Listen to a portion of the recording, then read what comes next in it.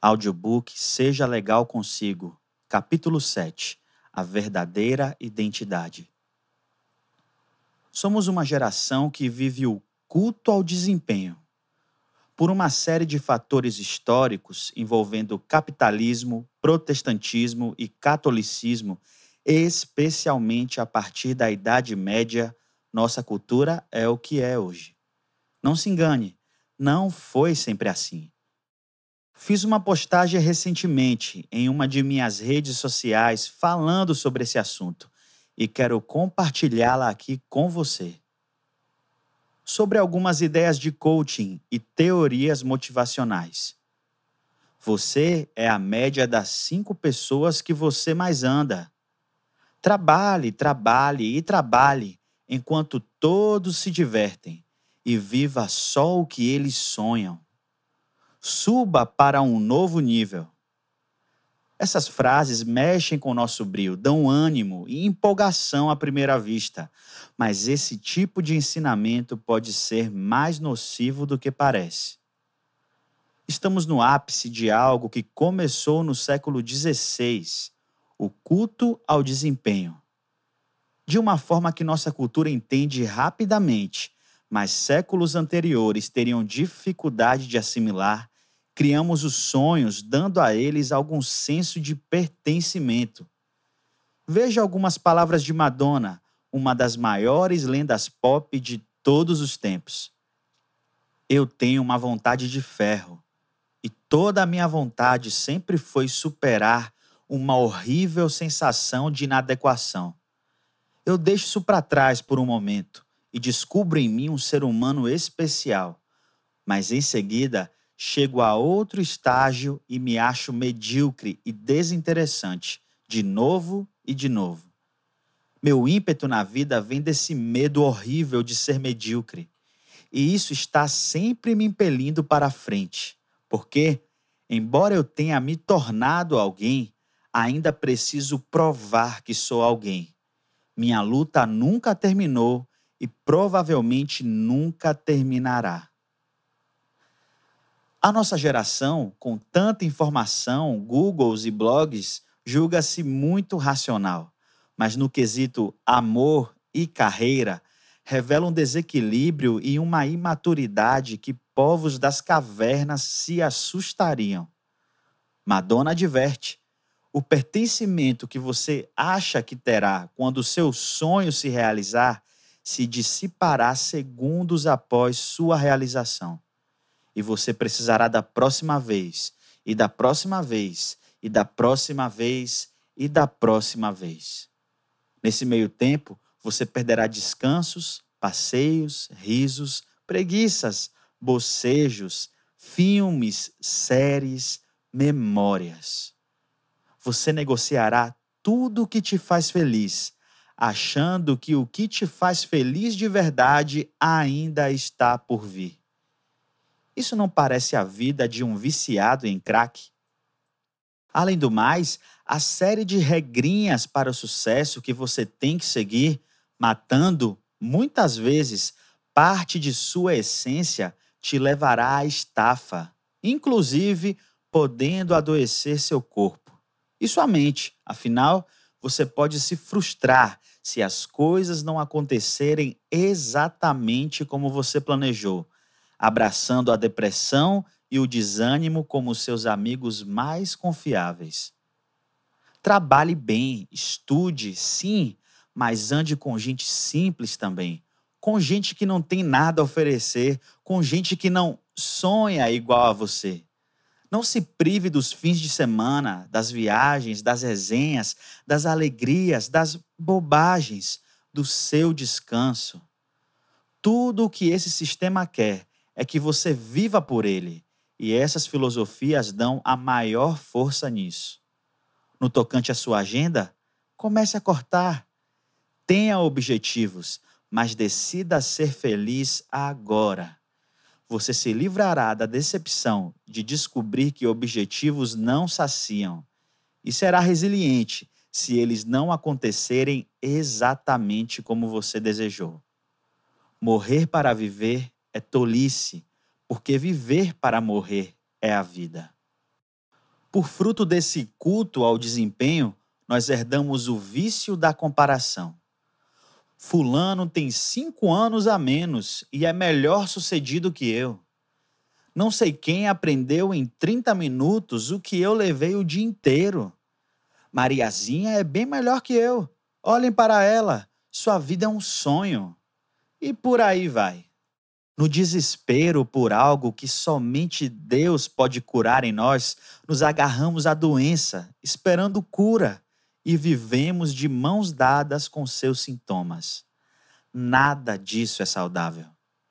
Creio que, a essa altura do campeonato, você já tenha entendido claramente que somos farinha do mesmo saco, apenas com tetos de vidro diferentes.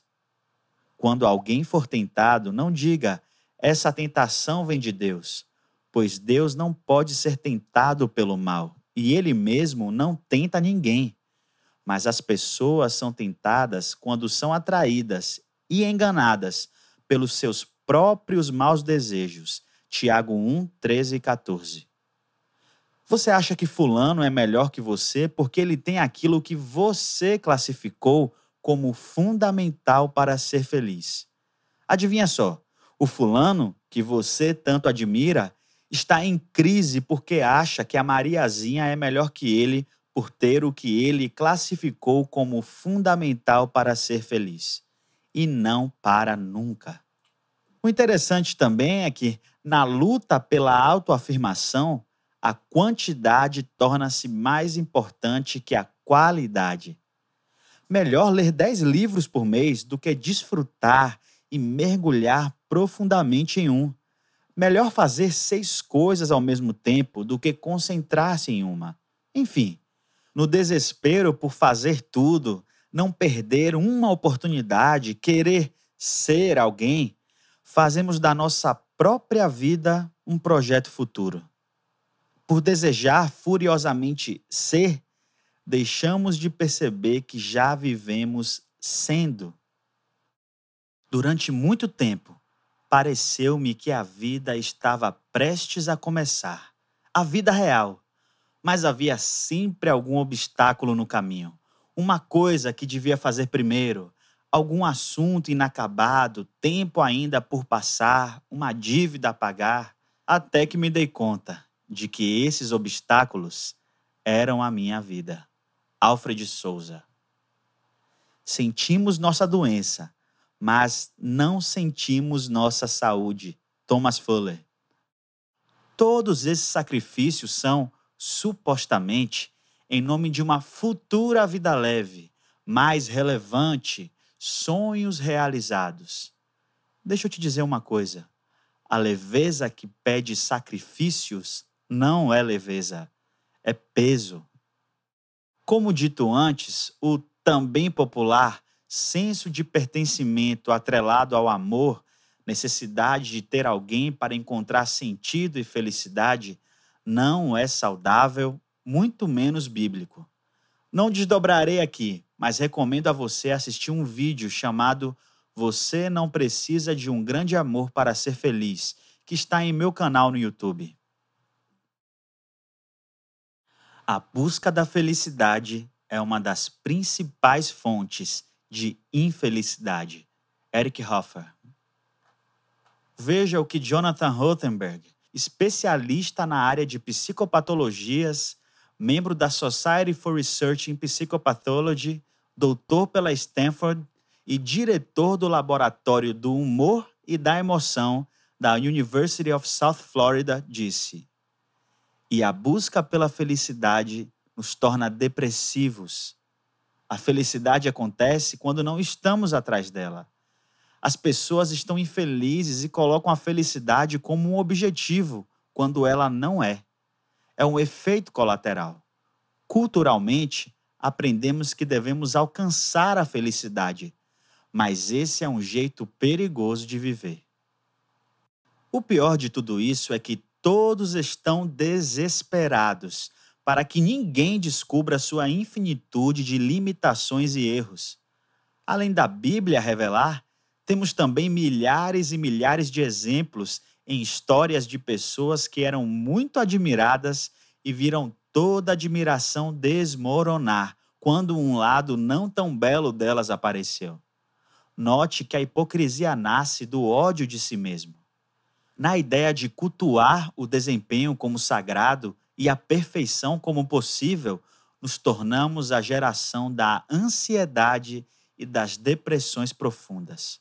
A frustração começa em nós, por não sermos aquilo que supostamente deveríamos.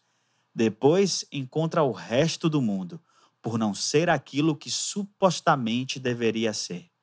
Sejamos honestos aqui, essa loucura toda faz algum sentido?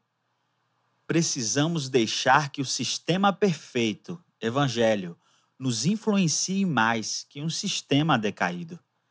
E tudo volta para o mesmo lugar: Cristo. Dica: quando as emoções não estiverem ajudando, seja por ansiedade, medo, culpa, preocupação, condenação, confusão e coisas semelhantes a essas, experimente a fórmula 5-4-3-2-1. 5. Respire fundo e devagar, 5 vezes. 4. Pare tudo o que está fazendo por 4 minutos.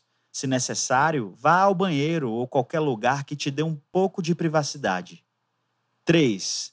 Lembre, com calma e riqueza de detalhes, de 3 experiências gostosas que Deus te deu na vida. Pode ser sua conversão, uma experiência sobrenatural, uma revelação, ou um reencontro, um abraço, um momento, aniversário, viagem com a família, um bebê, etc. Não considere nada pequeno ou desimportante. Como aconteceu? Como você se sentiu? Era dia? Noite? Lembre dos detalhes. 2. Fale, prestando atenção ao que diz. 2 versículos ou trechos sobre o amor de Deus por você. No livro eu deixo algumas sugestões. 1. Lembre de Jesus morrendo por você na cruz. Seja paciente ao fazer isso. Não se desespere se demorar para dar resultado. Isso não é uma lei e nem é o único caminho. É apenas mais uma ideia para estimular nossa renovação de mentalidade. Faça quantas vezes quiser. Adapte ao seu jeito se preferir. E não faça se assim desejar. Agora chegamos em um momento crucial desse livro. Já que você não terá paz tentando se afirmar através do que faz e também não encontrará o sentido da vida em ter alguém, qual o propósito da vida?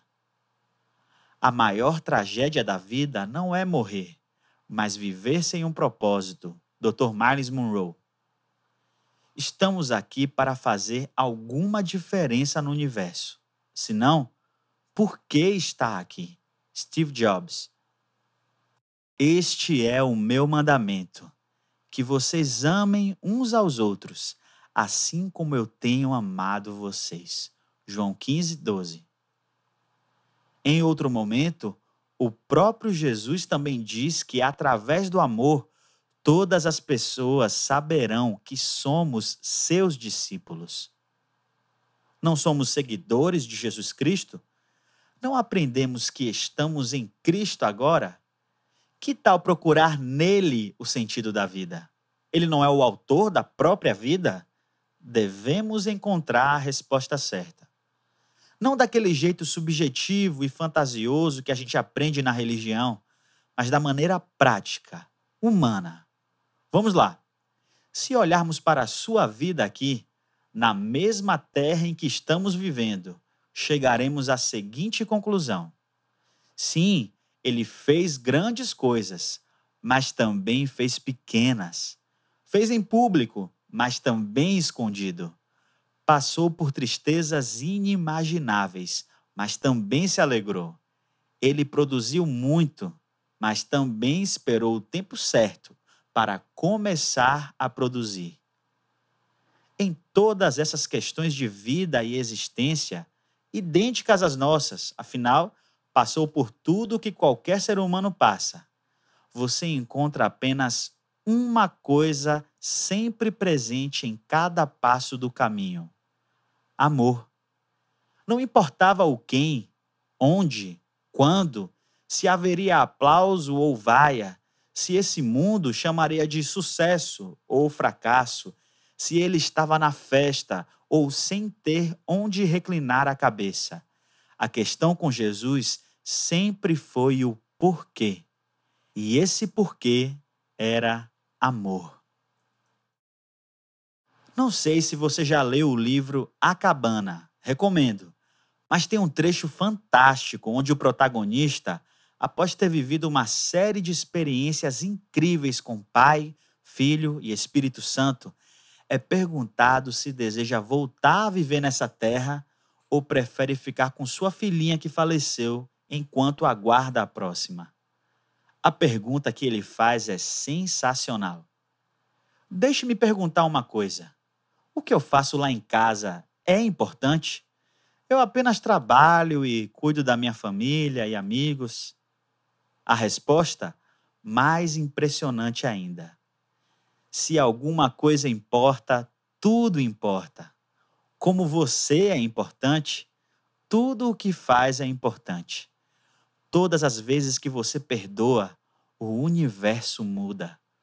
Cada vez que estende a mão e toca um coração ou uma vida, o mundo se transforma. A cada gentileza e serviço, visto ou não visto, meus propósitos são realizados e nada jamais será igual. Se o Evangelho seguisse a lógica da megalomania humana, Jesus morreria hoje, em um estádio, na final da Copa do Mundo. Não, Deus preferiu que seu reino fosse como a menor das sementes, que se multiplica de um em um, nas coisas mais simples, inocentes e doces da vida, até, no tempo certo, tornar-se a mais bela das árvores.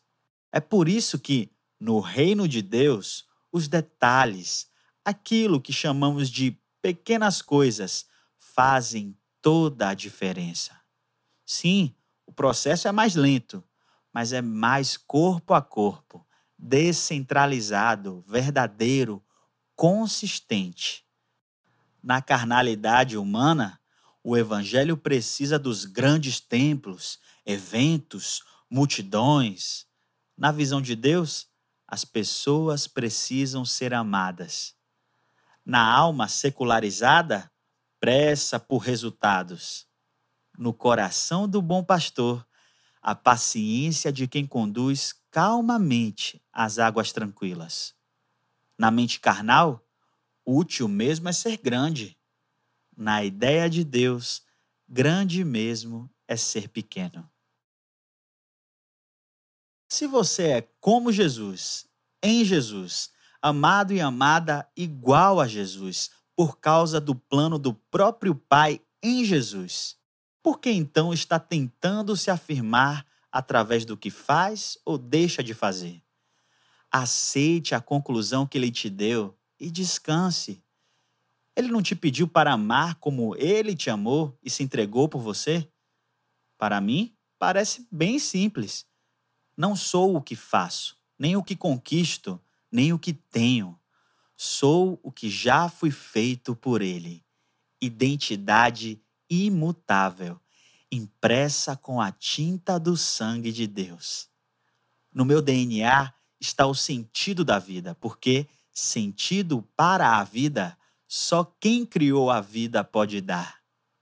Logo, meu propósito existencial se resume em duas coisas: encontrar Ele em mim e, por consequência, encontrar Ele no outro. Essas duas coisas se afunilam na tal da melhor coisa necessária que o próprio Jesus ensinou para Marta: Ele mesmo. Para encerrar, vou te provar biblicamente como essa ideia de se afirmar através das conquistas, privilégios, aplausos e realizações humanas é totalmente pagã.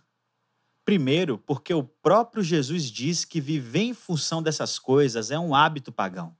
Segundo, por esse diálogo aqui. Então, Jesus foi levado pelo Espírito para o deserto, a fim de ser tentado pelo diabo. Depois de não comer nada durante 40 dias e 40 noites, Jesus teve fome. O tentador aproximou-se então dele e disse: Se você é mesmo o Filho de Deus, mande estas pedras se transformarem em pão. Jesus, porém, respondeu: As Escrituras dizem, nem só de pão vive o homem, mas de toda a palavra que procede de Deus. O diabo, levando-o depois para a cidade santa de Jerusalém, colocou-o sobre o ponto mais alto do templo e lhe disse: Se você é mesmo o Filho de Deus, atire-se daqui para baixo, pois as Escrituras dizem: Deus dará ordens aos seus anjos para que cuidem de você. Eles vão segurá-lo com suas mãos para que nem os seus pés se machuquem nas pedras. Jesus, porém, respondeu: Mas as Escrituras também dizem: Não ponha o Senhor, seu Deus, à prova. A seguir, o diabo o tentou novamente, levando-o para um lugar muito alto, e lhe mostrou todos os reinos do mundo e toda a glória que eles tinham. Depois disse: Eu lhe darei todas estas coisas se você se ajoelhar diante de mim e me adorar. Jesus lhe disse: Vá embora daqui, Satanás. As Escrituras dizem: Adore ao Senhor seu Deus e sirva somente a Ele. Depois disto, o diabo o deixou e os anjos vieram e o serviram. Você reparou que tudo o que o diabo usou para tentar Jesus era terreno, carnal e corruptível? Pão, morte na carne e glória na terra. Não é, de certa forma, o que essas coisas fazem quando se transformam em ídolos para nós? Dizem que todos os nossos problemas e crises acabarão quando as alcançarmos. Crescimento profissional, casamento, conforto, essas coisas são ruins? De maneira nenhuma. Entenda, uma coisa boa pode se tornar uma coisa ruim, ídolo, quando você percebe que está disposta a negociar qualquer coisa para tê-la. Seus princípios, seu descanso, seus amores, sua família, seu tempo, sua fé, sua saúde. Na antiguidade e em tempos atuais também, para a adoração a muitos ídolos, os sacerdotes pagãos precisavam apresentar sacrifícios que muitas vezes envolviam até mesmo crianças recém-nascidas. Pois é, os ídolos, mais cedo ou mais tarde, pedem sacrifícios duros demais. Outro detalhe importante: pouco antes de ter sua identidade questionada pelo tentador, Jesus ouviu do próprio Deus que ele era seu filho amado. Você percebe que, nas 3 perguntas, o diabo tira intencionalmente a palavra amado? Ele quer que Jesus prove ser o Filho de Deus através das obras. Ele não quer que Jesus se lembre que Deus o chamou de amado antes dele fazer qualquer coisa. O mesmo se aplica a nós e você já sabe disso. Somos salvos e amados pela graça, não pelas obras, por Deus e não por nós. O diabo tentou Jesus a mostrar quem era pelo que fazia, mas Jesus se agarrou ao que Deus disse e não deu ao tentador a prova que solicitou. Lembra do capítulo 5, sobre se defender descansando na palavra? Pois é, Jesus deixou a aula prática de como se faz. Se Jesus, perfeito, impecável, cheio de glória e poder, podendo fazer tudo, não tentou provar ser através do fazer, porque nós, tão limitados ainda, tentamos ir justamente pelo caminho contrário.